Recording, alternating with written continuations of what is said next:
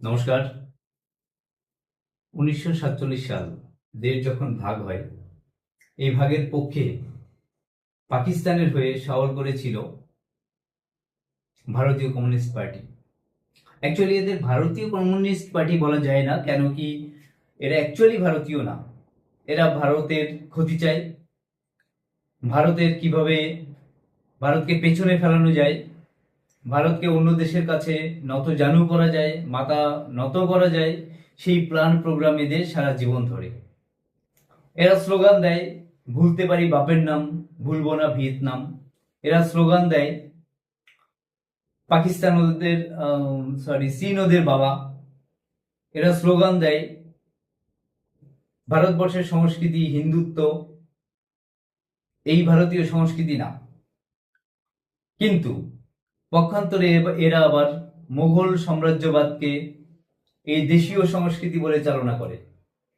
এই ধরনের একটা ভণ্ড, এক কথায় বদমাইশ টাইপের সংগঠন ভারতবর্ষে রয়েছে।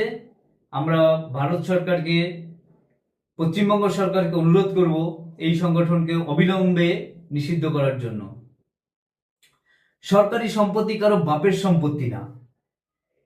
সরকারি সম্পত্তিকে 35, 40, 50 বছর ধরে রেলের সম্পদকে দখল করে রাখা, সেখানে ব্যবসা করা, আর যখন সেই সম্পদ ভারতীয় রেল সরকার চাইছে যে ভাই ছেড়ে দাও, তখন তাকে ছেড়ে দেওয়া হবে না, সেটা তাদের জন্য পুনর্বাসন দিতে হবে।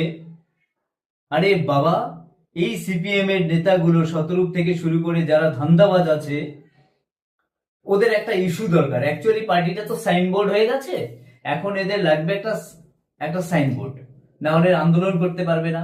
তাই জন্য এরা খড়কুটোর মতো যাকে পায়, যা পায় সেটা ধরে দাঁড়ানোর বা বাঁচার একটা মরিয়া প্রচেষ্টা। কিন্তু শতরূপ বাবু সেগুলো বালি। আপনারা সাইনবোর্ড হয়ে গেছেন। এদেশের যুব সমাজ থেকে শুরু করে, শিক্ষিত সমাজ থেকে শুরু করে, এই খেটে খাওয়া মেহনতি মানুষগুলো যাদের কথা আপনারা আউড়িয়ে বেড়ান, তারা আপনাদের চিনে নিয়েছে, তাই আপনারা নোটায় চলে গেছেন। আগামী দিনে ভারতবর্ষ থেকে আপনাদের বিতাড়িত করার দায়িত্ব আমাদের।